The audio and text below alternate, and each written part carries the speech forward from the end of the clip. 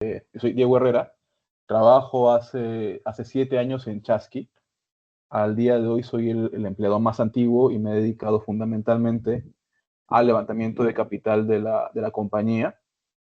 He trabajado desde la ronda pre-Serie A hasta ahorita, que estamos haciendo la pre-Serie B. Hemos emitido diferentes tipos de instrumentos de financiamiento, SAFE, notas convertibles, equity en la Serie A, préstamos convertibles. He trabajado en un par de absorciones de compañías y feliz de compartir mi experiencia en el levantamiento de capital. Perdón, si es que miro para este lado es porque acá tengo la pantalla con la presentación. Se sigue mostrando, ¿verdad? Si es Sí, que, si es que alguien desea interrumpir, por favor, abre el micrófono directamente y pregunta algo que no entiendan, algo que dije muy rápido, y feliz de volver y de responder todas las preguntas. Levantar capital es un camino desafiante y también está lleno de oportunidades. Cada espacio, cada paso en el levantamiento de capital es una oportunidad de aprendizaje y también nos da chance de cometer errores. Y por eso es bueno llegar muy preparado a ese momento. Hoy día les voy a hablar de cómo estructurar un cap table, cómo evitar los errores más comunes, cómo proteger a los fundadores y a los inversionistas en el proceso de financiamiento, que sepan qué es lo que usualmente les pide negociar un fondo, que es lo que normalmente piden los fundadores para quedarse en la compañía luego de un proceso de inversión. Y para entender la importancia de un cap table, que es un documento que registra la propiedad de la compañía, además debemos verlo como una especie de mapa financiero de la empresa, que no solamente muestra quién es dueño de qué parte de la compañía, sino que también influye en las decisiones que se vayan a tomar, como futuras rondas de inversión, eh, compensaciones a empleados con base en acciones, potenciales salidas como M&As, IPOs, y hay que tener en cuenta que una mala estructuración desde el inicio puede crear problemas legales o conflictos entre accionistas más adelante.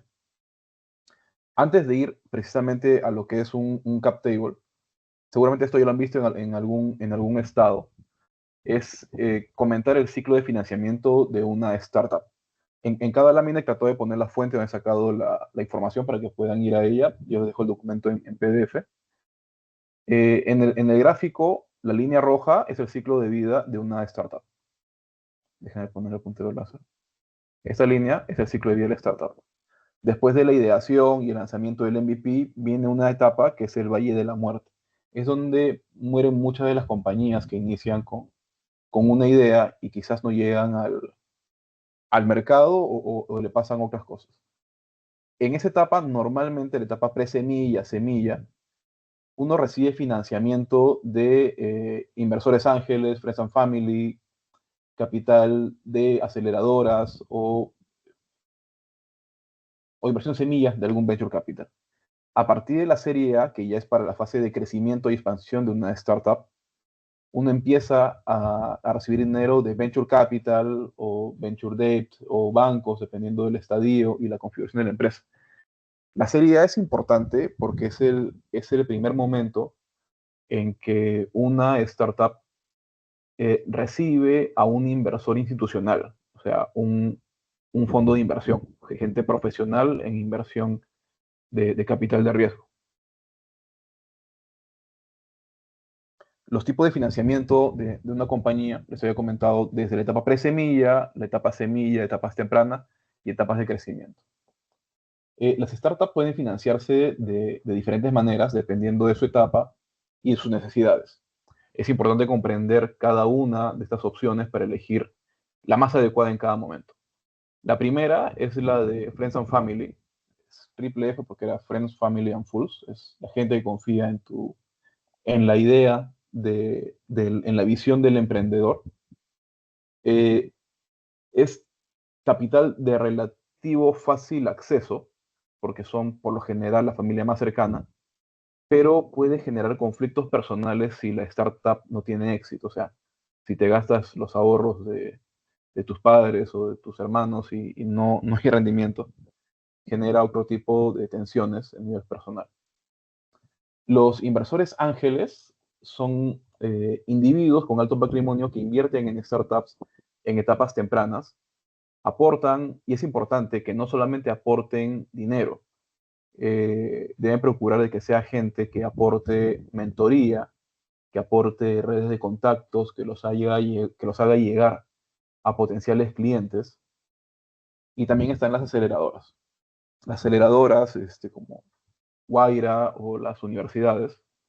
Y luego está el crowdfunding, que bueno, consiste en recaudar fondos a través de plataformas en línea, como Kickstarter, y permite que muchas personas contribuyan con pequeñas cantidades de dinero a cambio de participación en la compañía, o en algunos casos servicios o productos.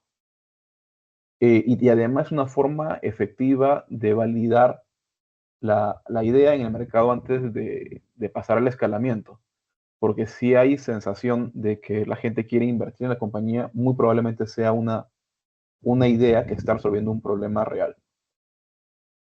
El Venture Capital, que es probablemente de lo que más vayamos a hablar, son fondos de dinero que invierten en startups con alto potencial de crecimiento y a cambio de este financiamiento toman una participación en acciones y normalmente te dan mucho asesoramiento estratégico, son profesionales, normalmente te piden un sitio en el directorio y son quienes buscan retornos elevados y usualmente se involucran mucho en el día a día de la empresa. El Venture Debt es una forma de financiamiento de deuda. eh, la están dando los bancos, aunque también hay fondos de Venture Debt, y dan la flexibilidad de pagar el capital más intereses sin entregar participación en la compañía. Son más flexibles en la evaluación y en el timing para pagarles la deuda. Yo no he cerrado hasta ahora una operación de Venture Debt, pero sí que he conversado con la gente de Santander y de BBVA Spark. BBVA Spark es el brazo de inversión, entre comillas, de Venture del Banco Continental, del BBVA. Y una de las condiciones, por ejemplo, que comentaron que podían acceder era prestarnos una plata, calcular intereses y que se las paguemos cuando uno realice la ronda de inversión siguiente. Entonces, la flexibilidad está en que te esperan hasta que tengas la siguiente ronda de inversión y tengas el dinero para pagarle el capital más intereses, pero en compensación te dicen, oye, cuando lleguemos a ese evento de la siguiente ronda de inversión, tú me vas a pagar capital más intereses o un porcentaje de la ronda, 2%, 3% de la ronda. Lo que resulte más alto y conveniente para ellos es lo que te van a cobrar. Y luego están los fondos de private equity. Son inversores muy sofisticados. Normalmente buscan un retorno bastante alto. Muchas empresas empresas, me refiero a corporaciones, se están comportando como private equity en su evaluación, porque esperan un retorno que no solo sea el de la startup, sino que además contribuya a que la compañía crezca en su core de negocios. ¿Hasta ahí alguna pregunta? ¿Avanzo? Bien. Entonces, ¿qué es el cap table? El cap table, Diego, perdón, yo tengo sí, una pregunta. adelante. ¿Se me escucha bien o Sí, más o menos? te escucho muy bien. Ya, ya, genial. Tenía la consulta Jaime, ¿verdad? si... Sí, Jaime. Ya, dime. Tenía la consulta si para hacer un pitch, eh, un pitch deck, sí o sí tengo que saber inglés, porque tengo entendido que esto pesa mucho. Y, por ejemplo, si se quiere, generalmente para levantar capital tienes que tener varios pitch deck, ¿no? Con varios inversores. Entonces, Sí, mi pregunta es sí. si como miembro principal, ¿no? Fundador de la startup, tengo que saber sí o sí inglés para poder hacer esto en inglés, ¿no? O si tal vez se puede delegar esto a alguien de confianza para que lo haga en inglés. No sé cómo se... Sí. A ver, depende del estadio en el que te encuentres. Los fondos más sofisticados, la mayoría están en Estados Unidos, tienen a la mitad de la gente que habla español, en verdad, y la otra mitad que habla en inglés. Entonces llegas con esas probabilidades de que te toque alguien que solamente habla inglés, y sí genera más confianza que quien exponga y responda las preguntas rápidamente sea el fundador. Porque sobre todo las primeras entrevistas que te dan, son muy breves. Y a veces tienes 20 minutos para exponer y responder preguntas. Y si estás al costado con tu compañero que te ayuda a exponer en inglés, sí que pierdes algo de tiempo. Entonces, sí hay fondos basados en América Latina, sí hay muchos fondos basados en España y México, pero a ver, en un estadio inicial puedes pasarla bien sin ser muy hábil en inglés. Pero cuando crezcas sí lo vas a necesitar. Claro, o sea, de todas maneras voy a tener, por ejemplo, en mi caso, que sé de básico, intermedio, voy a tener que necesitar un nivel avanzado, ¿no? Más fluido. Para Si darle quiero, fluidez, sí. Para claro, darle si quiero, fluidez, sí. claro, a Churchbase, quiero conseguir inversionistas de Churchbase, de Church, creo que se llama, las páginas. Sí. Sí, y también si quiero postular a YC Combinator, también sí o sí, ¿no? Sí. Obligado. A ver, te comparto mi experiencia. Ya. Mi nivel de inglés es intermedio, un poquito arriba. Entonces, sí me da para entender y expresarme, sobre todo en la parte técnica, Ya. pero quien es el CEO de la compañía es bilingüe perfectamente, y es el que genera confianza en el fondo para tener las siguientes conversaciones. Entonces, cuando hemos pasado procesos con fondos gringos, sí, el CEO lo expone muy fluido en inglés. Cuando ya hemos roto esa barrera y pasamos a la parte técnica de entrar al detalle del data room y todo lo demás, yo sí he podido tener conversaciones con un inglés intermedio bueno, pero sí, es Era, mejor si vas en inglés. claro, ¿cuál era tu cargo ahí? Cuando yo empecé era manager de desarrollo de negocios, cuando empecé a tener entrevistas en inglés. Claro, claro. Pero sí o sí el CEO tiene que tener fluidez, ¿no?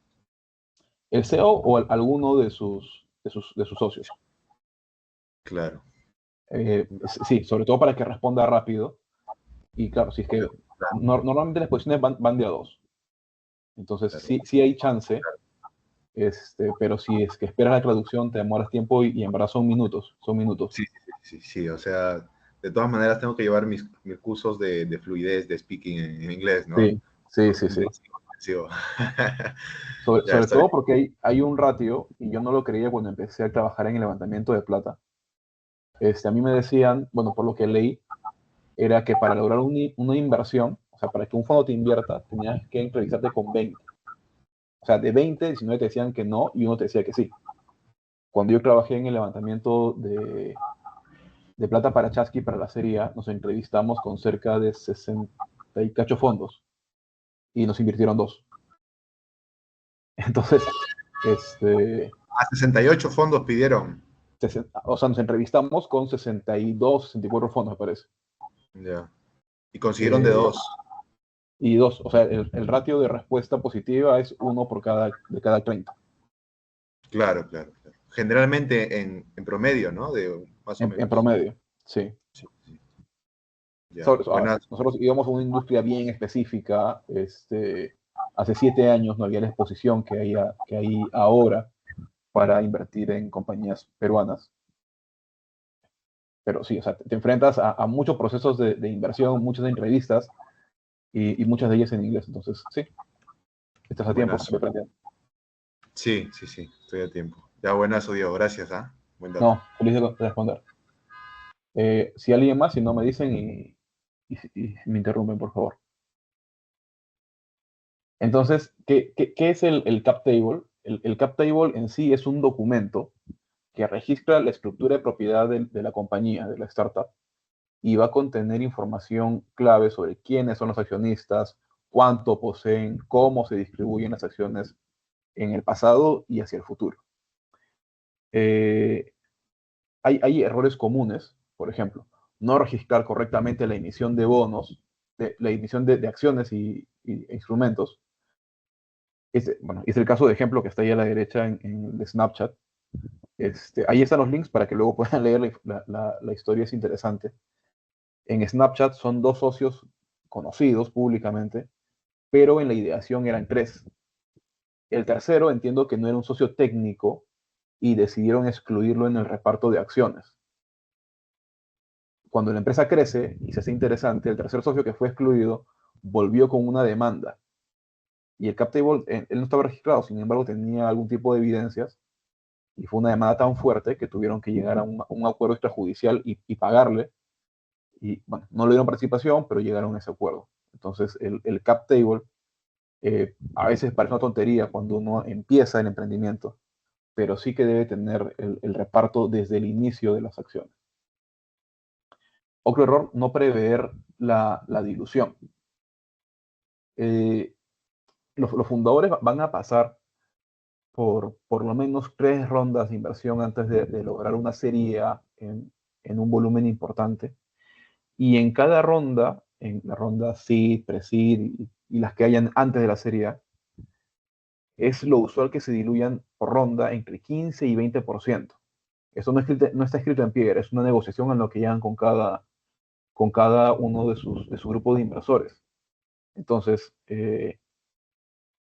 si es que ofrecen más que eso y llegan a la serie A y tienen menos del 70%, menos del 50%, son emprendedores que están muy disminuidos en la posición accionaria de la compañía y no es un buen indicador para recibir inversión porque al perder participación se entiende que pierden motivación de seguir trabajando por la compañía porque cada vez les pertenece menos. Eso lo vamos a ver después, algunos casos y ejemplos. Un mal diseño del option pool. El option pool es un paquete de acciones que se aparta para compensar a empleados. Sucede que en las startups normalmente es lo usual que pase que los sueldos están por debajo del precio de mercado que uno conseguiría en el ambiente corporativo. Entonces, cuando uno quiere atraer y retener talento clave, lo usual es que se le entregue a los empleados una participación de acciones. Pequeño o grande dependerá del tipo de empleado ejecutivo que estés atrayendo a tu startup y a qué acuerdo lleguen en base al sueldo y las expectativas de cada uno.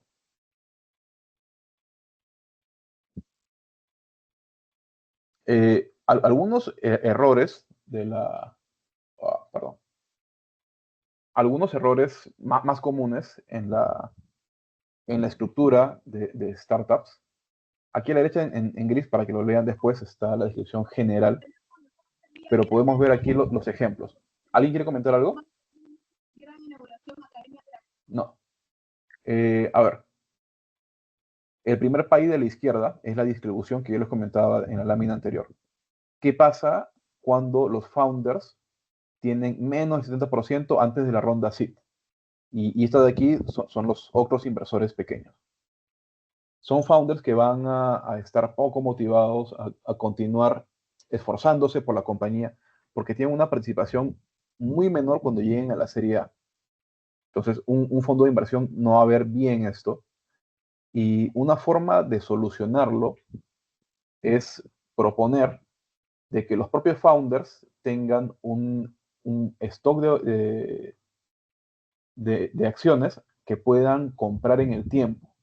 Entonces, claro, si es que llegan a tener 50%, pueden tener un acuerdo con el nuevo inversor de liberar, digamos, 15% de acciones adicionales, sujeto a que el founder permanezca 5 años más administrando la compañía y llevándola al siguiente nivel de crecimiento.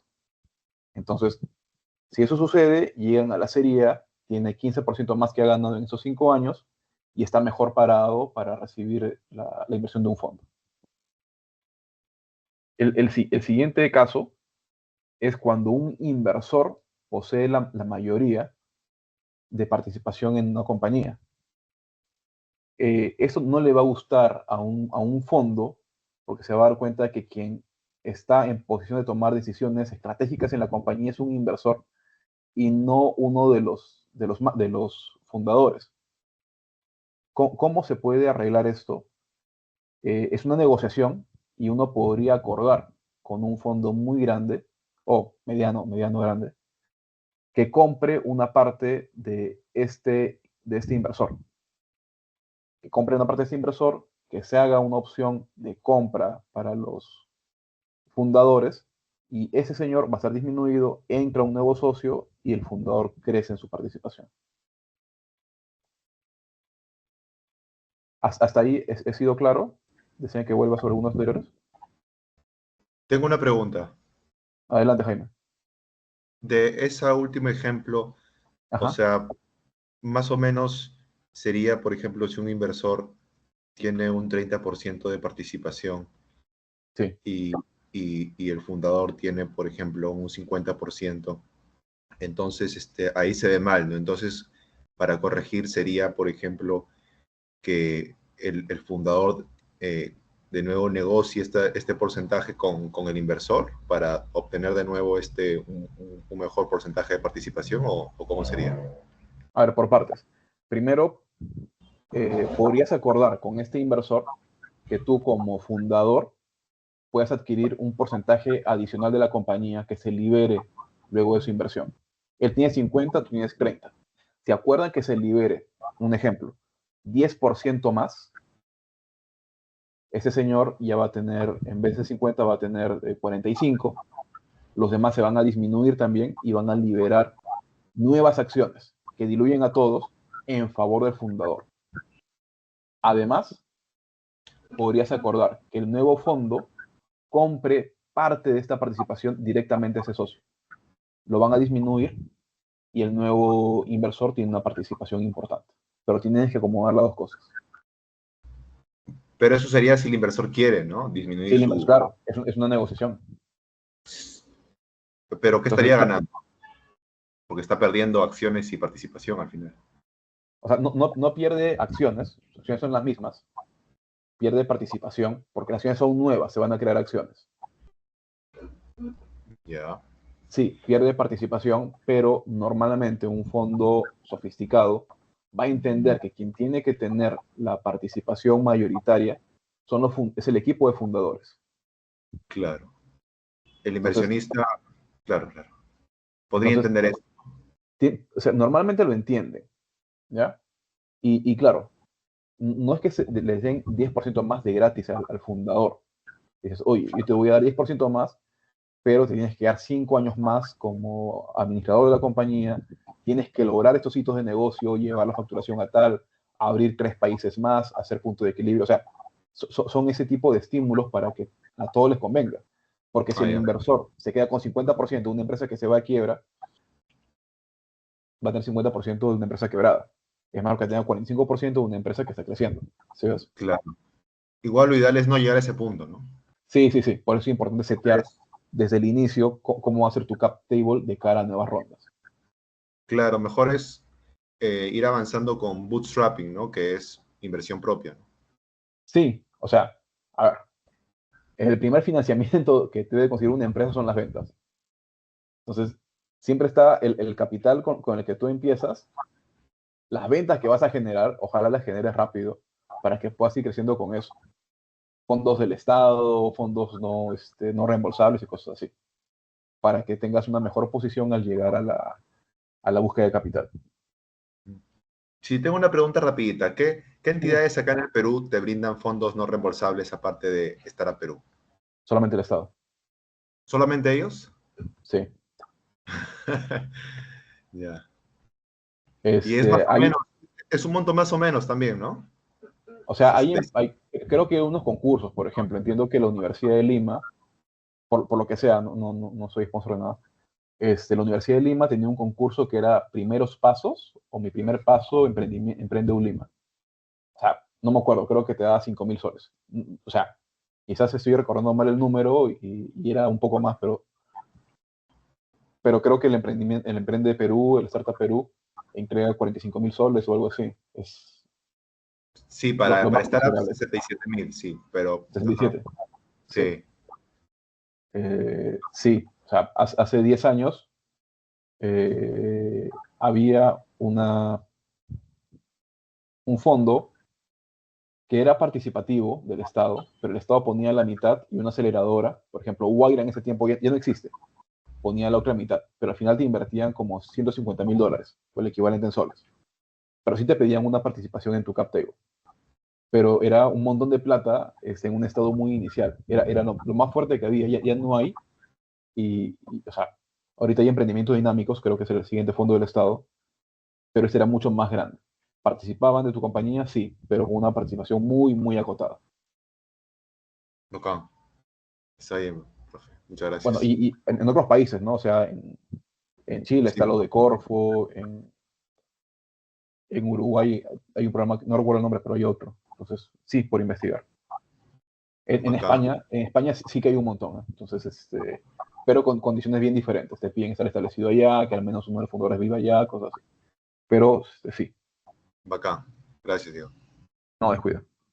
El siguiente caso es un cap table donde haya un poquito más de la mitad que lo tengan los socios, los dueños, el otro 45% que lo tengan inversores y que no haya un plan de acciones para empleados.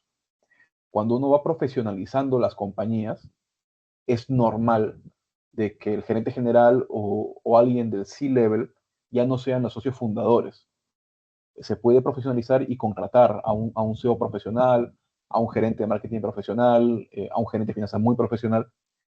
Y es gente a la que hay que estimular a que se quede 5, 6, 7 años en la compañía con acciones. Igual, se le pone un plan de 4 o 5 años en las que con algunos hitos se van ganando las acciones y es gente que se ve motivada porque está en la administración diaria de la compañía, saben que la acción que hoy día vale $1, potencialmente valdrá 12, $15 en 5 años y es atractivo, es bien atractivo. El otro caso donde es complicado de manejar es cuando hay equity inactivo. Yo les decía de que en la etapa de Friends and Family se trata de buscar también inversores ángeles que no solo pongan plata, sino que además puedan dar mentoría, que puedan dar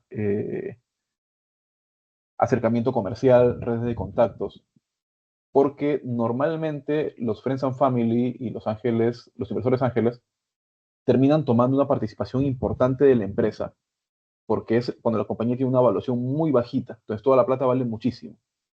Entonces, si tienen una cantidad importante de socios que pusieron plata una vez y ya no está, pues es inactivo, a veces es un poco difícil de manejar. Y hay otro tipo de equity inactivo que son los cofundadores que se retiran de la administración. Cuando una compañía inicia, por decir, inicia con 4 amigos que se llevan muy bien y todo de felicidad, pero en el tiempo sucede de que alguno de ellos se tenga que retirar porque ya no le gusta el modelo de negocio, porque necesita volver a tener un sueldo de salario corporativo y no puede destinar su tiempo al emprendimiento. Y esa persona se queda, el socio normalmente se queda con un porcentaje súper importante de la compañía y ya no participa en el manejo diario. Entonces, también es importante que los socios tengan entre sí un acuerdo de irse ganando las acciones. O sea, si es que somos 4 personas y cada uno tiene 25%, de que sepamos y estemos todos de acuerdo en que ese 25% se lo va a ganar uno en 5 años.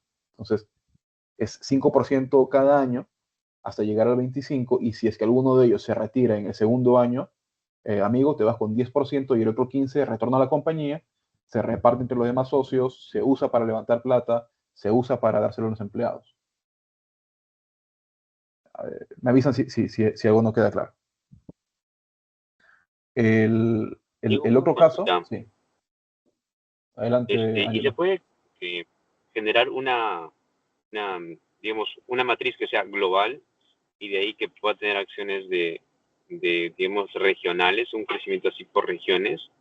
Digamos, si comienzo con Perú, una parte va a ser global, pero solamente de un grupo, pero va a ser accionista, digamos, del 95% de Perú y 5% del primer accionista y así, ¿no? Entiendo.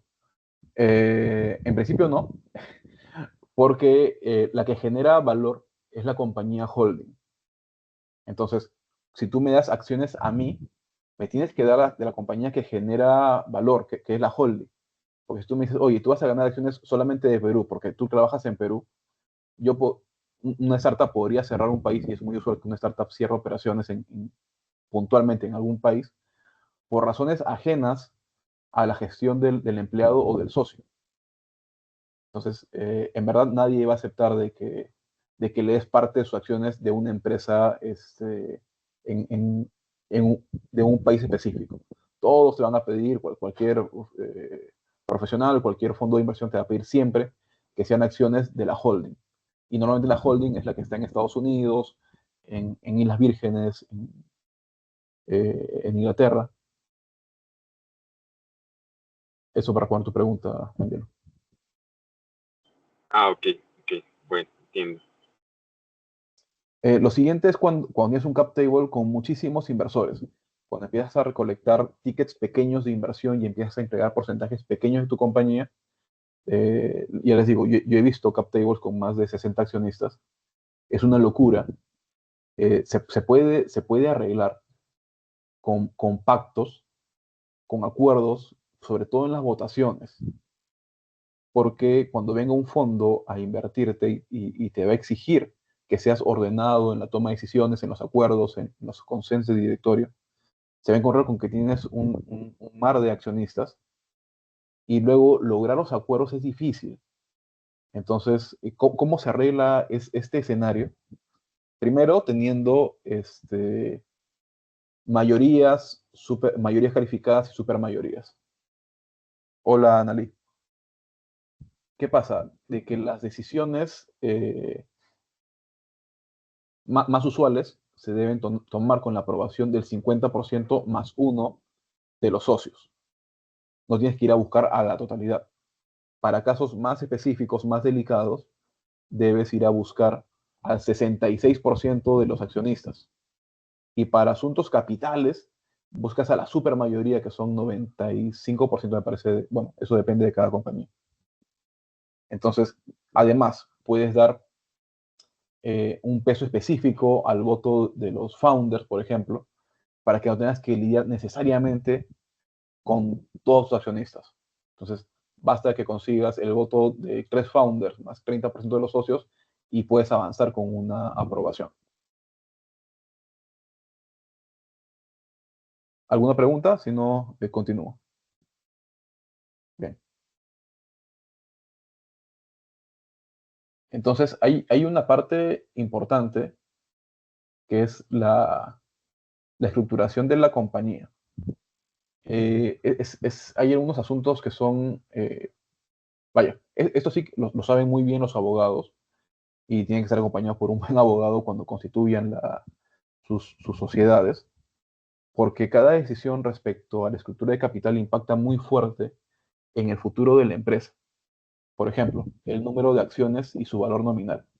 En Perú es bien usual que se constituyan empresas con capital mínimo requerido, que son 1.000 soles.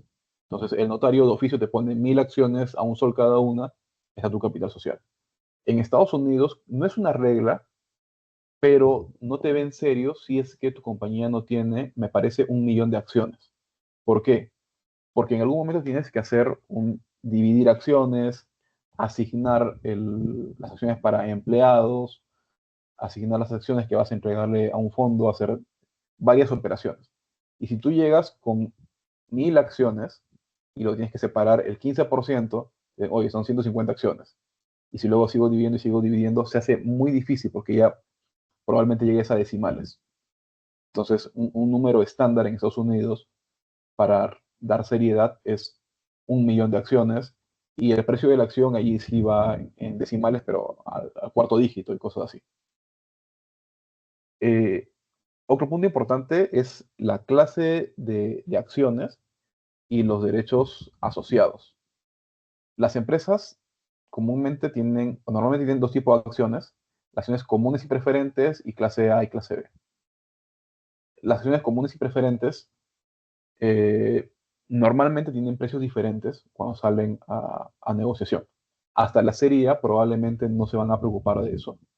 Todos tienen el mismo precio, pero la diferencia entre acciones comunes y preferentes es la preferencia económica.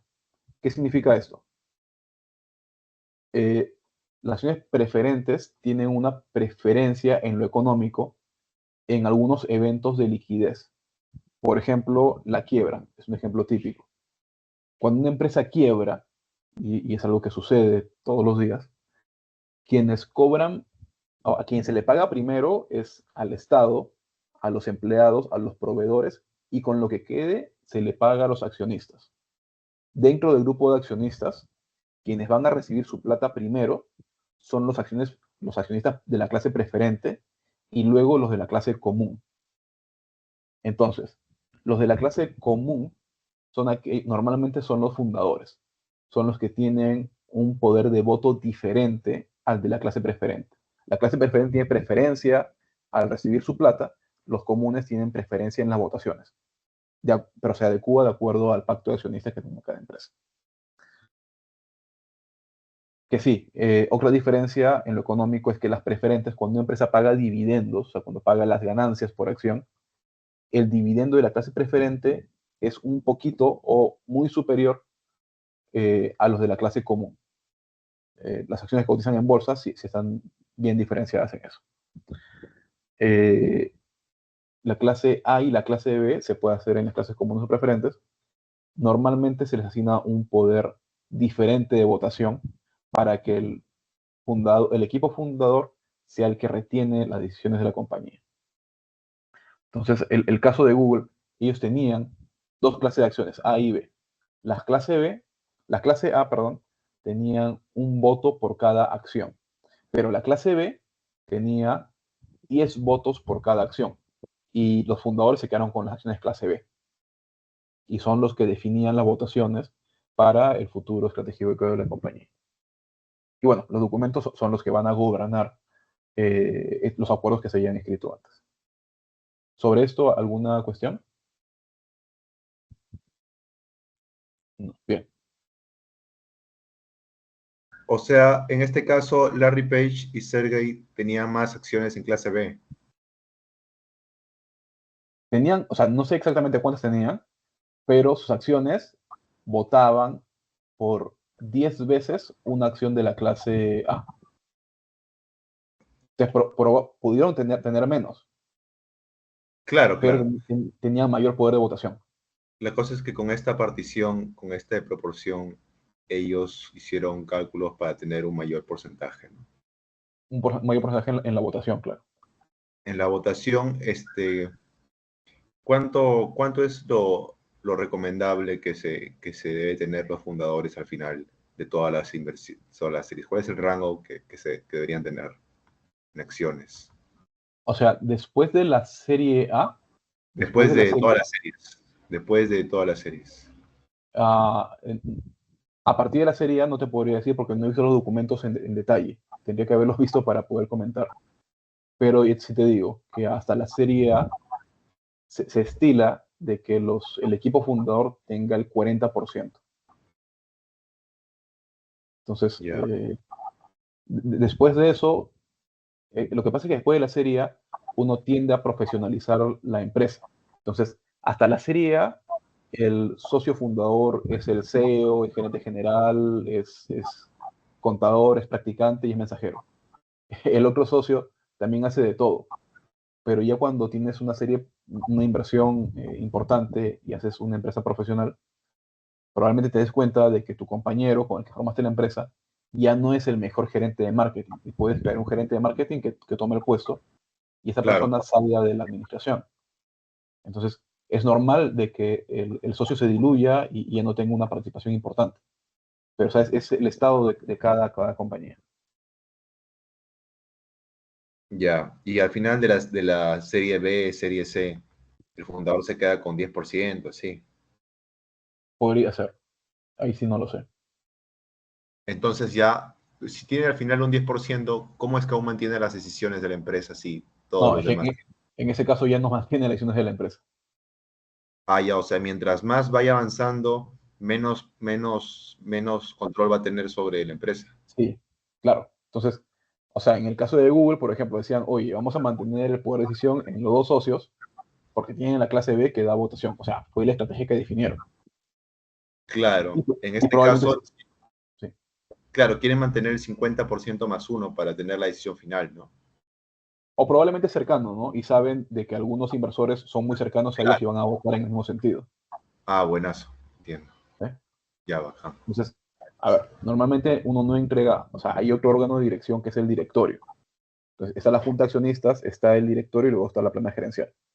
El directorio normalmente al inicio también está conformado por los propios socios y en la serie A ya el fondo te va a pedir un asiento en el directorio con un voto y si son 5 directores, el fondo ya vota con el 20% en el directorio. En la junta de accionistas es diferente, pero en el directorio, que es lo que puede ver los asuntos de diario, de estrategia y de manejo de la compañía, también hay que tener un manejo bien cuidado para repartir asientos, para saber quién va a ser tu mejor representante en el directorio. Normalmente son los socios, pero puedes incluir a alguien más. Puedes incluir un advisor, alguien en quien confíes bastante, ¿no? Bacán, gracias, Diego. Eh, avanzo.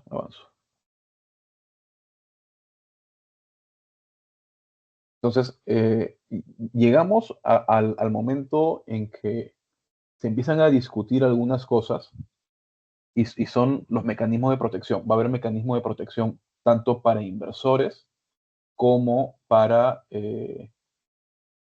fundadores. Vamos a ver 3 para protecciones para inversores y 5 me parece para fundadores.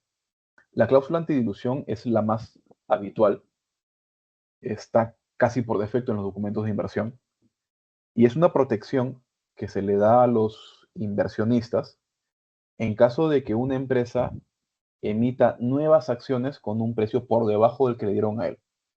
Por ejemplo, si es que yo invierto en tu compañía 5 millones a $2 por acción y luego tú emites acciones a otro señor después de mí a $1, ese señor puede invertir menos que yo y tener la misma participación. Entonces, dependiendo de cómo se establezca el acuerdo, puedes tener normalmente estos 2 tipos de derechos antidilución, el full ratchet y el promedio ponderado. En el full se trata de darle al inversor perjudicado exactamente el mismo precio que se le da al nuevo inversor. Y con ese nuevo precio se le calcula el número de acciones que le hubiesen correspondido y que le corresponderán, de hecho. En el promedio ponderado se hace un cálculo con las acciones emitidas para que mantenga el porcentaje en proporción con el nuevo precio. Y es un ejemplo chiquitito. Si un inversionista compra acciones a $5 y en una nueva ronda o en una nueva emisión se emiten acciones a $2, se va a activar una cláusula en la que ellos puedan, dependiendo, o comprar a $2 o comprar a un precio promedio. La preferencia de liquidez. La preferencia de liquidez también es bastante usual. ¿En qué consiste? En asegurar el dinero que va a recibir como retorno el inversor. En caso de vender la empresa, en caso de una quiebra de la compañía, de una liquidación de activos. Y hay normalmente la inversión no participativa y la participativa. ¿Qué es la inversión no participativa?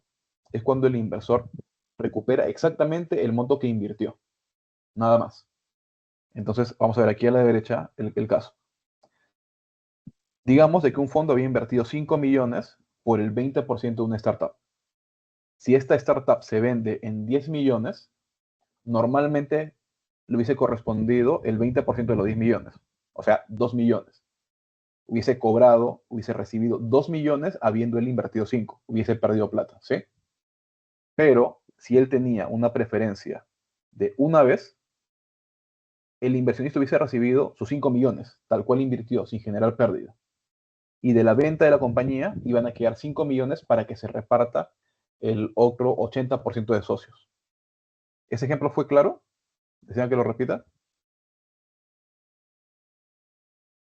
Bien.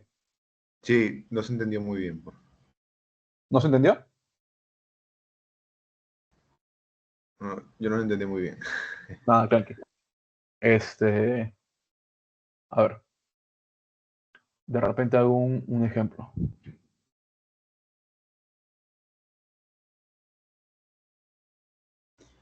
Del ejemplo, del ejercicio, del mecanismo de protección anterior, Ajá. eso de que baje el precio de las acciones, entonces es ilegal, ¿no? O No, es no es legal. ilegal. Es legal. O sea, está gobernado en un pacto de accionistas. Si es que tú emites a un precio más bajo, lo único que tienes que hacer es compensar a quien se ve afectado. Ah, ya, claro. Y claro, normalmente los demás socios, los que no han estado en la administración, te van a decir, oye, se le van a dar más acciones a ese señor que estaba perjudicado y normalmente van a empujar a que esa mayor dilución afecte solamente a los fundadores. ¿Sí ves? Claro, porque es como disminuir el valor de las acciones del inversor, ¿no? Sí, es disminuir el valor de las acciones, literalmente. Ya, Entonces, a ver, claro. solamente para aclarar, el inversor había puesto 5 millones. ¿Sí? Su participación era 20%. La venta de la compañía se hizo en 10 millones. Entonces, hay una... ¿Se ve mi Excel, cierto? Sí, sí. Ya. En la preferencia de liquidez, digamos que era una vez. La compañía se vendió en 10 millones. Si la preferencia de liquidez era una vez, el inversor va a cobrar sus 5 millones. El remanente es 5 millones para el resto de accionistas, ¿cierto? 10 de la venta menos 5 que cobra ese inversor, le quedan 5 millones al resto de accionistas. ¿Sí? Sí. ¿Fue claro o tampoco sea claro con eso? No, esto sí, esto parte sí. Ya. Hay otra preferencia de liquidez, digamos, de 2 veces. El inversor había puesto 5 millones, ¿sí? Pero tenía una preferencia de 2 veces. O sea, él se asegura de cobrar el doble de su inversión. Él va a cobrar 10 millones. Pero la compañía se vende en 10. ¿Cuánto queda remanente para los demás? Queda 0 para los demás socios. Ya. O sea, la preferencia de liquidez es peligrosa. ¿Se dan cuenta? Es Yo- yo- peligrosa, pero un socio gana y otros socios pierden. es que normalmente la preferencia de liquidez te la pide un fondo de inversión. No te la pide tu socio fundador. Ah, ya, entonces un fondo al final va a tener preferencia, si usa esto, va a tener preferencia sobre otros inversores. Sí. Sobre Los Ángeles, algo así también. Sí, sí, sí, sí. Sobre todo, o sea, el que entra último y pide preferencia tiene preferencia sobre todos los anteriores. Es así.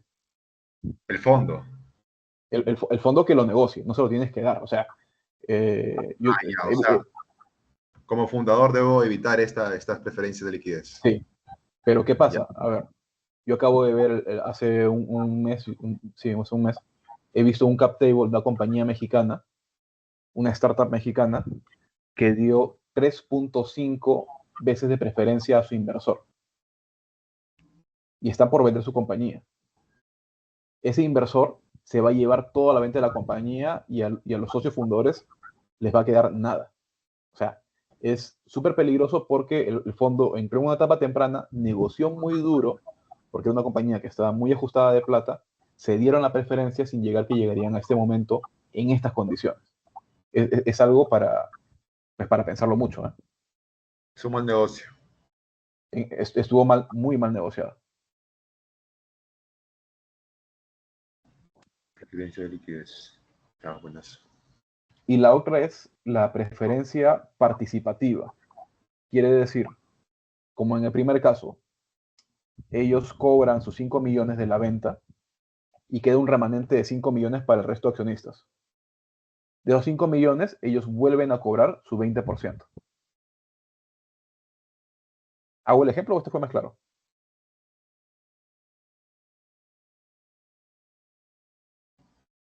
Mm, Voy a hacer el ejemplo, ¿eh? ya. ¿Por qué dice no participativa y participativa? La no participativa es la que acabo de explicar, porque cobra Claro. directamente su multiplicador de liquidez. Si es que es una vez, cobra una vez. Si es que es dos veces, cobra dos veces. Ujú. Cuando es participativa, además de cobrar su preferencia de liquidez, del remanente participa en proporción. Ah, ya, Ah, claro. a ver, vamos al...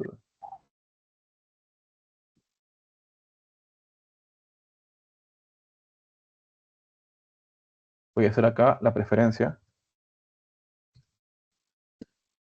participativa de una vez. Entonces, ese señor cobra su inversión por una vez y hay un remanente. El remanente son 10 millones de la venta menos 5 millones que cobró, quedan 5 millones. Pero como este señor además participa en 20%, va a cobrar 5 millones por el 20%. O sea, va a cobrar 1 millón adicional. Se está llevando 6 millones de la venta de la empresa. O sea, él participaba con 20, pero su preferencia de liquidez los ha llevado a que Claro, participe con 6 millones de los 10, o sea, con el 60%. claro. El inversor toma generalmente la preferencia no participativa cuando ve que el riesgo es muy alto y está dando mucho. Cuando ve que el riesgo no es muy alto, es cierto. Cuando ve Cuando que es muy hay alto, alto riesgo, pide claro. preferencia participativa. Ah, cuando ve que hay alto riesgo, ve Te pide participativa. más, claro, te pide más. Claro, te va a pedir Porque más. cobra su preferencia y cobra además la participación. Yo no he visto hasta ahora un acuerdo de accionistas en el que hayan cedido esto. La participativa no la he visto en la práctica hasta ahora, solamente en los libros. Solamente has visto la no participativa, La no participativa, pero la he visto con un múltiplo de 3, que es súper agresivo. pero la no participativa no es, sería más fuerte que la participativa, por el ejemplo que has dado. No, porque mira, en la, en la no participativa ellos cobran 5 millones, en la participativa cobran 6. Claro, pero si es por uno, pero si fuera por 3,5 como Ah, dijiste. no, es que claro, ese es otro caso. Ah, Pero ya. recuerda, ellos pudieron haber pedido una participación de 3 veces más, o sea, pudieron haber pedido preferencia de 3 veces más participación. Ah, ya. Así es. Claro, claro. Ya, buenas. Regreso a mi PPT. Y el otro mecanismo que tampoco, o sea, no lo he visto en un acuerdo de socios, lo he visto en una negociación posterior a una inversión, son los penny warrants. El penny warrant es una garantía que pide un inversor para comprar acciones a un centavo, a un precio despreciable, por eso le dicen penny, penny de centavo. Entonces, el fondo te va a decir, oye, si es que tu compañía no crece al 30% anual, si es que tu compañía no se expande a determinados mercados, si es que la compañía no logra un objetivo de rentabilidad, yo quiero comprar más acciones, pero a un centavo. O sea, quiero aumentar mi participación casi sin pagar más, solamente porque la compañía o la administración no logró sus objetivos. Entonces, esto sí que lo he visto. En una negociación, un grupo inversor decía, oye, si es que la compañía no llega a un flujo de caja positivo en un año, yo quiero mejorar mi participación en 10%. Y la quiero a precio de un centavo por acción, cuando la empresa ya cotizaba sus acciones a, no sé, más de $2. Es una garantía para el inversor. Esto lo hacen para tener más decisión en la empresa, ¿no? Sí. Y Es para, cuando, sí, es cuando le ven potencial, ¿no?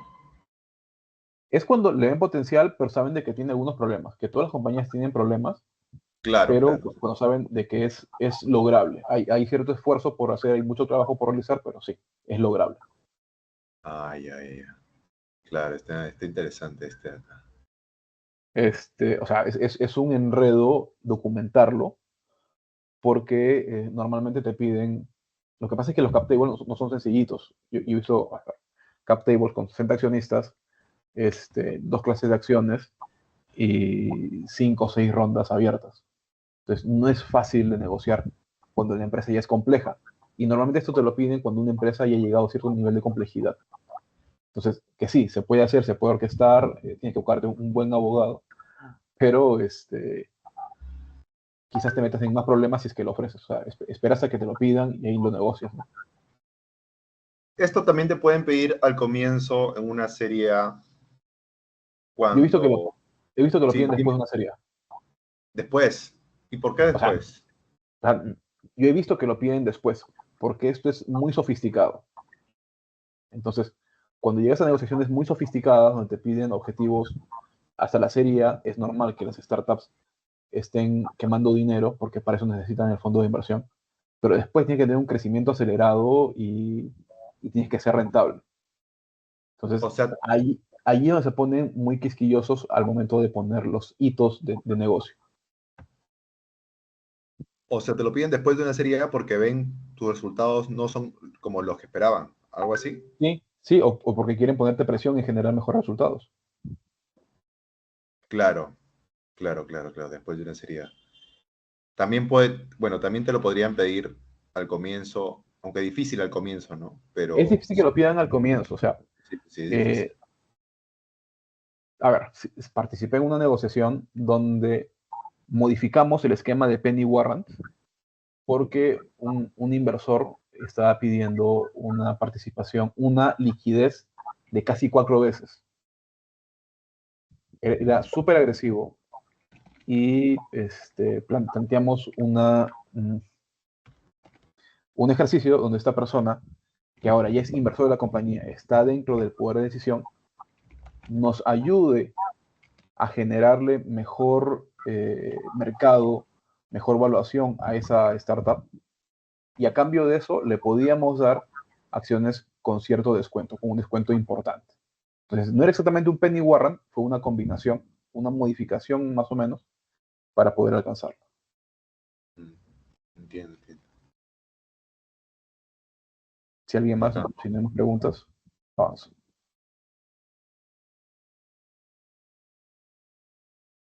Ahora, mecanismos de protección para los fundadores. Creo que tengo 5 o 6. El primero, lo hemos hablado ya en algunas láminas antes, son las clases de acciones con derechos diferenciados. Les había hablado del mecanismo para retener en el equipo fundador el poder de decisión, dando 10%, 10 votos contra uno de otras acciones a los fundadores, o directamente emitir acciones sin derecho a voto.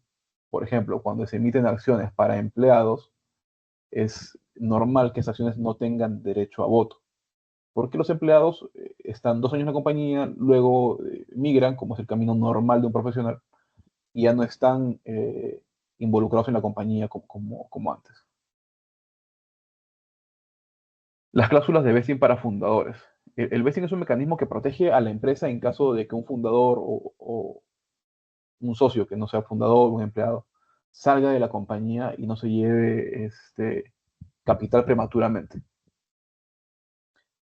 ¿Cómo se estructura? Normalmente es un esquema donde hay un periodo de cliff, que es como un periodo de prueba, más un periodo de vesting. Entonces, si es que a mí me dicen, oye, tú vas a ser un empleado, vas a tener, o eres un socio, vas a tener un cliff de un año, es como el periodo de prueba laboral. Si es que uno se retira antes de que se venza ese periodo de cliff, se va sin acciones. Y a partir de que celebra el primer aniversario del cliff, sí empieza a generar acciones en vesting que ya le pertenecen en periodos anuales o mensuales o como lo define la compañía. Y eso en verdad sí es muy buscado por los fondos de inversión. O sea, todos le ponen ojo que tengas un vesting bien estructurado. Tengo una consulta. Sí, El proceso de repartir acciones entre los fundadores ajá. debe ser primero negociar los avances que van a hacer a futuro y a partir de cierta fecha, con ciertos avances, recién otorgar legalmente esas acciones para cada fundador, ¿no? Ese es el proceso clásico adecuado, porque a veces uno, claro, uno llega con la idea, el otro crea el PMB, empiezan a generar, y luego viene otro que quiere aportar más cosas, y en ese momento repartir no es algo sólido, ¿no? Tiene que ser algo a futuro todavía. O sea, puedes repartirlas, a ver, depende mucho de dónde constituyes la empresa. Si la constituyes en Estados Unidos, directamente tú puedes decir, oye, no, somos dos socios, nos repartimos 50-50 en un vesting de 5 años. Entonces cada uno se gana su 50% en periodos anuales y cada uno va haciendo 10% cada año. Cuando hayas trabajado 5 años, ya tienes tu 50%. Si es que te retiras antes, digamos, al segundo año te llevas el 20% nada más. En, Ya, en, es en Estados Unidos. claro, o sea, lo pones en años. Ponerlo en términos de hitos al inicio es complicado, porque al inicio te pasan 20 cosas, iteras varias veces, es muy complicado. Si constituyes en el Perú, yo no soy abogado, entiendo de que no puedes, no existe la figura del vesting. Entonces, tú entregas acciones y hay un proceso en registros públicos donde el socio acepta que la compañía le quite acciones si es que no cumple el periodo de permanencia o los objetivos. O sea, se puede hacer, es un poquito más caro porque hay que hacer poderes anualmente, pero de que se puede, se puede. ¿Eh? Claro, generalmente se hace también con periodos de tiempo a futuro, ¿no? Entonces, es como que no importa lo que hemos avanzado hasta ahora con nuestros primeros clientes, sino el tiempo en el que cual vamos a estar cada uno aportando, ¿no? O sea, depende, si es que ya has avanzado hasta el día de hoy y tienes una versión muy avanzada de tu desarrollo, yo creo que podría ser justo de que el día de hoy ya entregues una parte de la participación. O sea, Claro, que se arranque con un porcentaje. sí, claro, o sea, entregas 20% y lo demás a ganárselo. ¿No? No sé. Está interesante. Ya. El siguiente mecanismo de protección para fundadores son los derechos de primera opción y derechos de bloqueo. La primera opción es el derecho de comprar acciones que quiera vender uno de mis socios. Digamos, constituimos la empresa y uno de los socios quiere salirse de la compañía y quiere vendérselo a un tercero. Si logramos este acuerdo, y lo firmamos, por supuesto, yo tengo la primera opción de comprar tus acciones antes que se la vendas a nadie. Entonces, cuando la compañía ya crece y tienes 10 accionistas y alguien quiere vendérselo a un tercero que tú no conoces, dices, oye, los fundadores, que somos 2 o 3, tenemos la primera opción. Vienes y me los ofreces a mí. Si es que nosotros no queremos comprarlas al precio que tú vendes, se las ofrecemos luego al resto, a los otros 8 accionistas. Si ya ninguno quiere, ya puedes vendérselo a un tercero. Así te aseguras de que la propiedad se mantenga entre la gente que más o menos conoces. El otro derecho que uno puede negociar es el derecho de bloqueo. El lockup es algo que pueden pedir los accionistas, que también te pueden pedir los inversores, y es el derecho de pedirte que no vendas acciones en algún periodo. Por ejemplo, cuando un fondo viene a negociar su inversión, te va a decir, oye, yo voy a poner 10 millones en tu compañía y tú vas a tener un stock option y tal, pero yo necesito que tú no vendas tus acciones, que no te desprendas. Porque si el fundador empieza a vender sus acciones después de recibir plata, es una mala señal porque significa que no creen en el negocio y lo único que quería era levantar plata. Entonces, el inversor sí te puede pedir y te dice, oye, ¿sabes qué? No vendes tus acciones durante 3 o 4 años o lo que sea, o solamente vende hasta el 30% o una fracción. Igual, los founders, cuando entra un fondo, le pueden pedir lo mismo. Oye, entras y no vendas las acciones hasta dentro de algún tiempo que consideren prudencial. El otro mecanismo es la protección contra dilución excesiva. Y venía con lo que le decía al inicio. Cuando una compañía empieza el proceso de financiamiento, normalmente se va a diluir entre 15 y 20% en cada ronda. Si es que un socio llega a la Serie A teniendo menos del 30%, va a terminar muy diluido y puede negociar de que después de la Serie A el fondo acuerde, se liberen nuevas acciones y le den una participación importante al socio para que sea motivado a seguir liderando el emprendimiento. Entonces, si quizás negociaron mal en las primeras rondas, sí que hay opciones para llegar al momento de la Serie A y tener una mejor participación.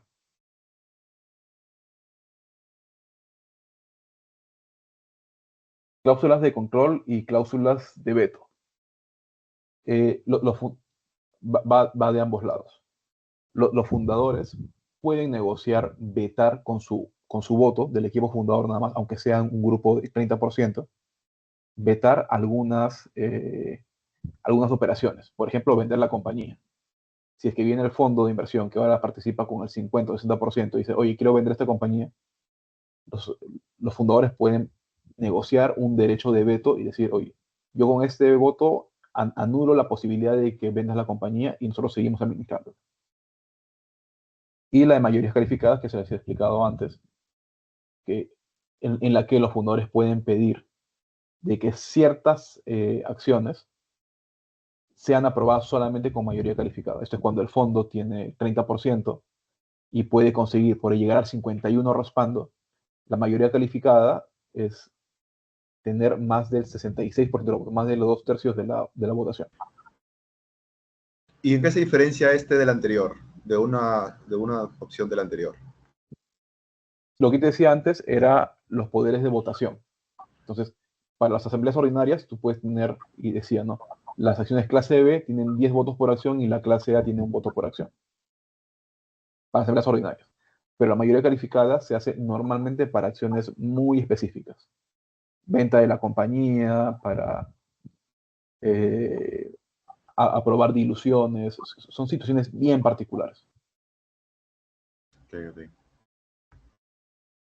¿Alguna pregunta más?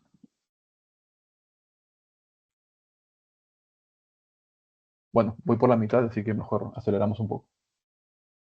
En general, ¿alguien tiene alguna pregunta más sobre lo que hemos pasado? No, bien.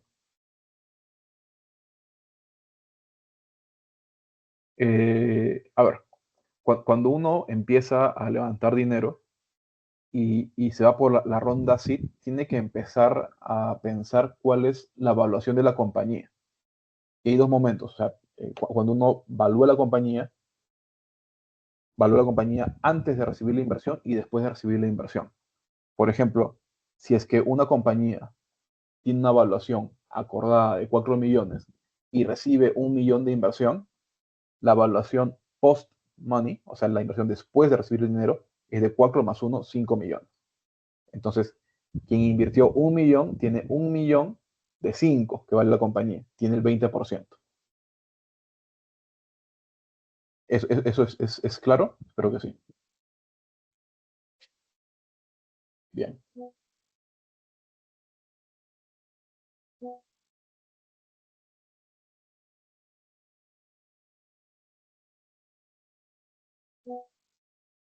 Perdón.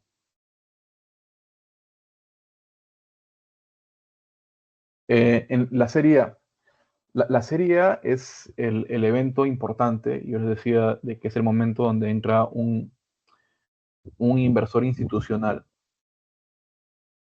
Aquí ya la empresa tiene que haber superado la etapa de validación, tiene que haber demostrado la atracción suficiente para atraer inversores de capital de riesgo. El objetivo es financiar el escalamiento del negocio y consolidar su modelo. Algo que se suele negociar aquí es la preferencia de liquidación. Los inversores institucionales pueden exigir una preferencia de liquidación, lo que significa que van a tener su plata eventualmente antes que el resto de accionistas. La propiedad normalmente se diluye entre 15 y 20%, es lo que suele pedir un fondo en la ronda, y ya depende de qué tan grande hagan la ronda. Y normalmente también se pide que haya un pool de opciones para empleados y retener talento clave. Las siguientes rondas, las siguientes rondas de la B a la G,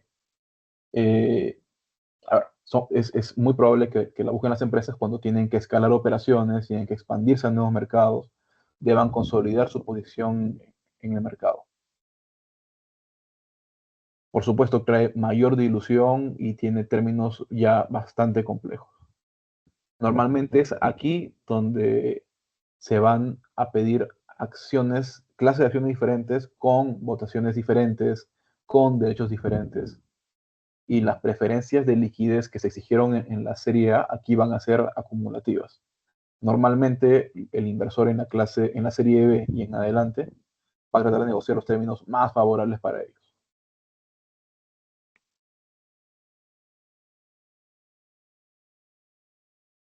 Y la estrategia de salida. La estrategia de salida en una compañía, en una startup, es lo clásico. O sea, si es que una empresa, una startup no espera operar para siempre, sino ser absorbida o tener su salida a la bolsa.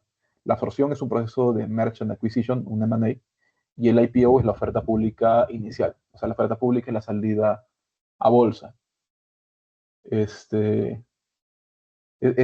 Ya son procesos bastante complejos. Normalmente va a involucrar tener un banco de inversión que acompañe. Va a necesitar abogados en Nueva York, que es donde normalmente se van a alcanzar las fusiones y las salidas a bolsa. Tengo una pregunta. Sí. Como dicen que el levantamiento de capital para una startup, pues el proceso de levantar capital toma mucho tiempo, recomiendan a veces tener todos estos acuerdos ya previo antes de que te empieces a quedar sin capital después de una ronda, ¿no? Ajá. Entonces tengo la pregunta si todas estas series, o sea, una startup debe asegurarlas desde antes, o sea, tanto la serie A, B y C, asegurarla desde antes que tome la serie A con los inversores para que puedan tener un planeamiento a largo plazo, ¿no? Si se cumple la A, pasamos con la B, y si se cumple el B, pasamos con la C, pero ya tener todo eso asegurado. Ese es el proceso porque entiendo que toma mucho tiempo después gestionar otras rondas de inversión, ¿no? Sí, o sea, tener una ronda de inversión pasa primero por tener una compañía preparada en términos financieros, en términos de recursos y bla, bla, bla. La búsqueda de fondos no más te puede tomar 6 meses. Cerrar un deal te puede tomar 3 meses porque hay un periodo de una pequeña auditoría que es un due diligence. Entonces, está hablando entre 6 y 9 meses para lograr la inversión. Pero, ¿qué pasa? De que en cada ronda, el líder de cada ronda es el que va a poner sus condiciones. Entonces, no va a pasar de que tú llegues a la serie A y tengas las condiciones listas, porque viene el fondo y te dice, yo invierto con estas condiciones. Y tienen que hacer una carta de intención, un memorando de entendimiento, hasta llegar a los documentos definitivos. Cierras la serie A y tendrás a quien lidera las condiciones, que pueda o no liderará la siguiente ronda. En la siguiente ronda puedes tener un inversor muy diferente y pone otras condiciones. Entonces, no puedes setearlas de antemano. Que sí es importante que las hagas en el cap table. Sí, y tienes que tiene que ser un documento vivo donde puedas hacer escenarios, donde puedas simular nuevas rondas y calcular la participación con la que te quedas y con la que se queda tu inversor líder del momento. O sea, generar escenarios es algo muy normal en CapTable. Hay herramientas, o sea, lo puede hacer en Excel, que se puede hacer, lo puede hacer en herramientas como carta.com, es un manejador de cap tables, es como una especie de notario digital para Estados Unidos, que sirve para emitir certificado de acciones, sirve para controlar el cap table, sirve para generar escenarios, pero creo que cuesta una mensualidad de $2,000. Entonces, al Puede ser que principio, no. sí, puede ser que el inversor de la serie A, cuando hablamos de serie A, hablamos de un solo inversor o puede ser un conjunto de inversores. Normalmente es un conjunto de inversores, pero hay un líder. Entonces, cuando llegues a buscar inversores, vas a, vas a encontrarte con fondos que te van a decir, yo invierto en series A, pero no lidero. Entonces, Ya. es un fondo que te dice, oye, ¿cuánto es tu serie A? Ya, yo busco levantar $10 millones. Un fondo te puede decir, yo puedo poner 2 millones y me gusta tu modelo de negocio, de acuerdo, me gusta el emprendimiento, bla, bla, bla, pero yo no lidero. Porque esperan de que un fondo más sofisticado ponga 8 o 5 millones y sea líder de la ronda y que ese fondo sofisticado ponga las condiciones. Porque además, ese fondo que es más sofisticado va a crear su equipo de abogados, su equipo de auditores, y el fondo más chiquito está conforme con la evaluación que hace el fondo más grande. Claro. ¿Sí ves? Ya, y entonces, por lo que entendí, ya, no vas a asegurar una ronda B, pero sí puedes desde antes de la A ir teniendo conversaciones, ir haciendo proyecciones. Eso es lo que Sí, se va a hacer, ¿no? Para ganar tiempo. sí, sí. O sea, no puedes escribir nada en concreto, puedes tener un Claro, ejercicio porque de hecho quien te invierte en una ronda quiere saber cuál es la proyección de su plata en el futuro y solamente lo haces con un cap table proyectado. Entonces, oye, puedo hacer la ronda serie A contigo y mira, la ronda serie B la planeo en 3 años con estas condiciones. Que el mercado cambiará, no sé, habrá otra pandemia de repente entre medio, es otro mundo, pero ya vemos cómo llegamos. y generalmente el líder de la Serie A va a también proyectarse para hacer una segunda inversión, ¿no? O sea, de la B. Va a proyectarse para hacer el de la B también, ¿no? Si todo va bien, De, ¿no? Me de, imagino. depende del fondo, o sea, tú haces una serie A con 10 millones, esperas que el líder ponga 5 de los 10 millones, que ponga el 50%. Si luego buscas una serie B de 20 millones, ya buscas a alguien que invierta más de 10 millones. Y los fondos que invierten hasta 5 millones ya no invierten más por políticas. ¿Cómo Entonces, así? o O sea, sea, no se un supone que fondo. si, claro, no se supone que si te invierten y ven que todo va bien, no querrían invertirte más. Sí, y pueden tener toda la voluntad, pero las políticas de los fondos son bien estrictas. El proceso de inversión de un fondo tiene, por lo general, un proceso de 10 años. 5 años para invertir y 5 años para desinvertir. Y en esos 10 años tienen que lograr su retorno como fondo de inversión. Entonces, si es que yo invierto en tu compañía ahora y llego al año 7 y en el año 7 dices, oye, voy a hacer mi ronda serie B dentro de 2 años, chochera, me gusta tu modelo de negocio, pero yo necesito mi plata de retorno. Porque por política el fondo no puede excederse de ese panorama. Entonces, y además los fondos tienen limitaciones en cuanto al tamaño del ticket. Si tu compañía crece mucho y necesita una inversión de 10 millones, el fondo que estuvo en la serie A ya no te puede acompañar porque es muy chiquito. Puede poner una participación pequeña en la siguiente ronda, puede pedírtelo, puede entrar, pero depende del tipo de fondo, ¿no?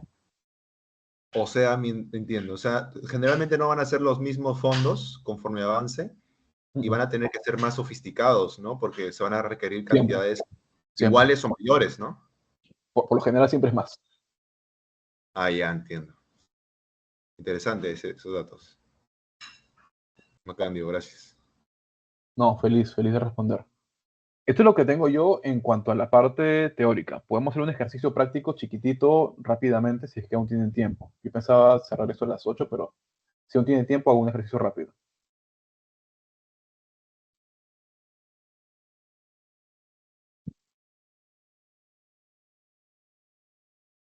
Bien. Sí, creo que estaría bien. Gracias, Juan Carlos.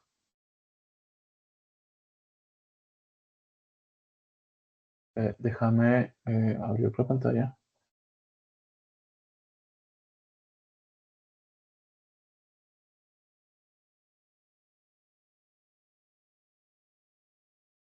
Déjame abrir el...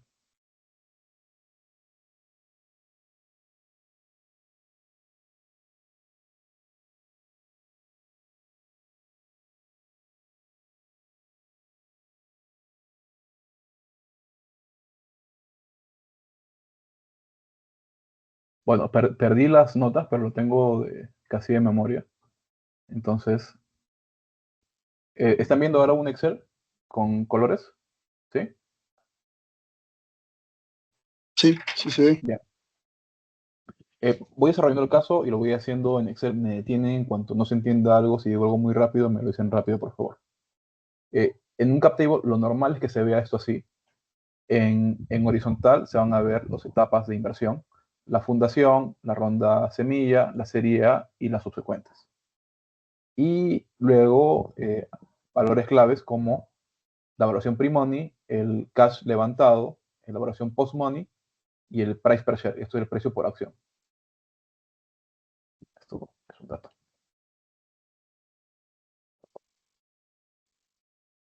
Y aquí empiezas a listar los nombres de accionistas, ¿no? Los fundadores, inversor 1, 2, a tener el stock option y todo lo que necesitas.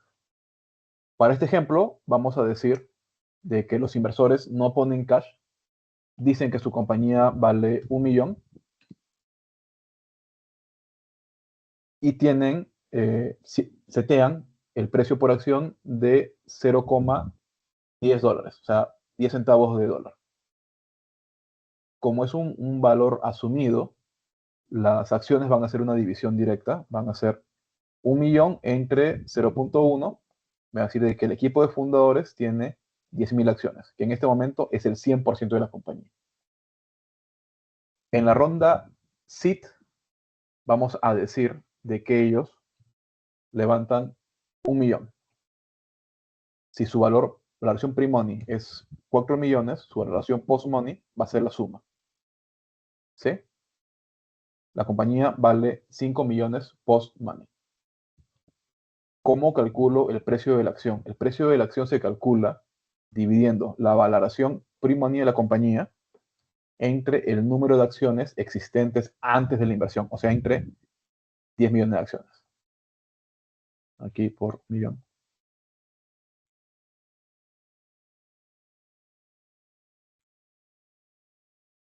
Y el número de acciones va a ser directamente el dinero invertido entre el precio por acción. Entonces, perdón, esto era abajo. El inversor 1, invirtiendo 1 millón en cash a 0,4 dólares, se lleva 2,5 millones de acciones. En esta ronda, él es el único que ha invertido, tiene el 100% de esa ronda. Pero de forma acumulada, hay 10 millones de acciones de los fundadores y 2,5 millones del nuevo inversor. Y la participación es la siguiente: 80% de los 10 millones, 20% de los 2,5 millones, para un total de 12,5 millones de acciones. Y tiene sentido porque ellos han puesto 1 millón en una compañía que vale 5. Han puesto el 20%. ¿Ese ejemplo fue claro?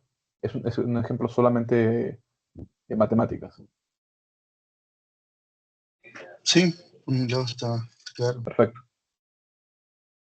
En la serie, o sea, este cálculo se puede hacer tan complejo como se emitan mayor cantidad de clases de acciones, se emitan diferentes instrumentos, o sea, la compañía puede levantar capital con notas convertibles, con SAFE, es el proceso propiamente de levantar capital, de negociar, y claro, tiene un tópico bien diferente y bastante amplio.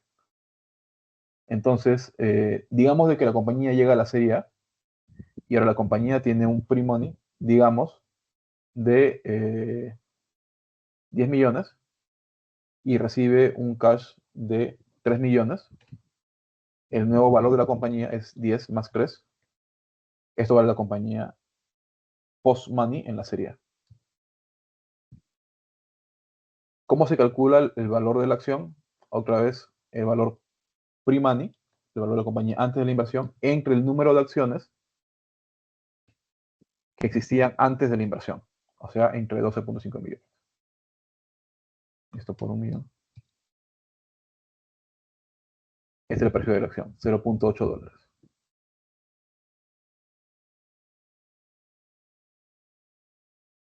¿Cuántas acciones tiene el inversor número 2? Tiene sus 3 millones entre 80 centavos.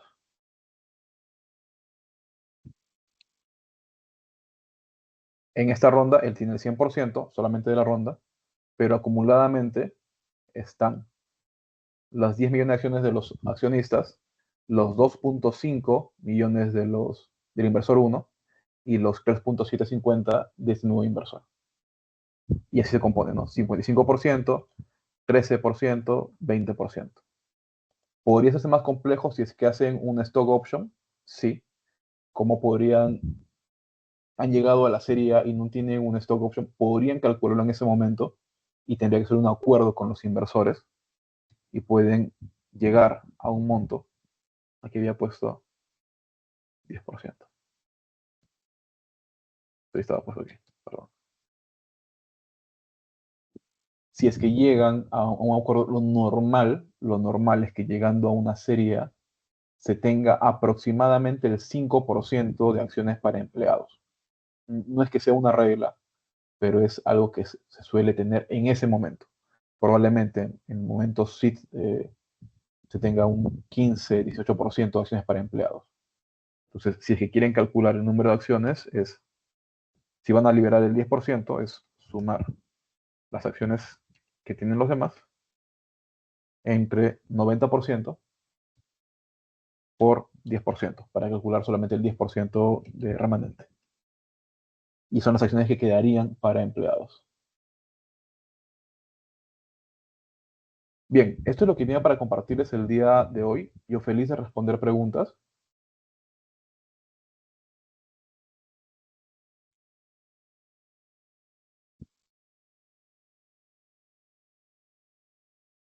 Una pregunta, ¿se podrá compartir la grabación del video para revisarlo después con los diapos?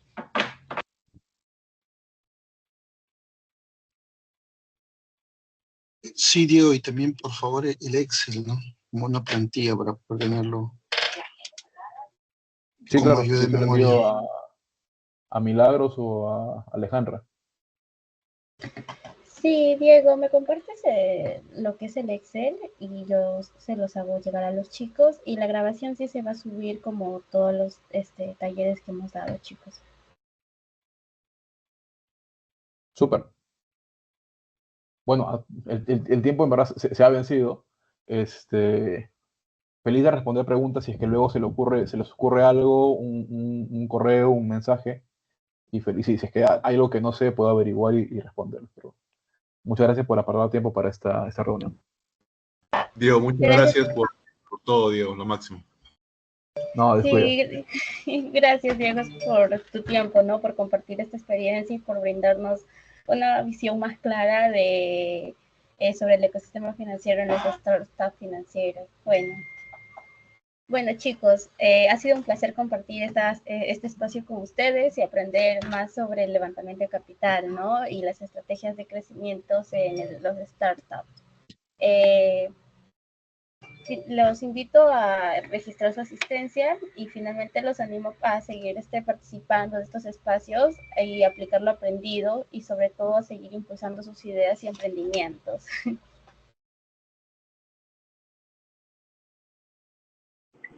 Muchas gracias. Buenas noches. Gracias, Muchas gracias, chicos, Diego, buenas noches. Milagros. Muchas gracias, Un abrazo. adiós. Bien, mucho éxito. Gracias, Muchas Milagros, gracias, gracias, Diego. Diego. Buenas noches. Muchas gracias.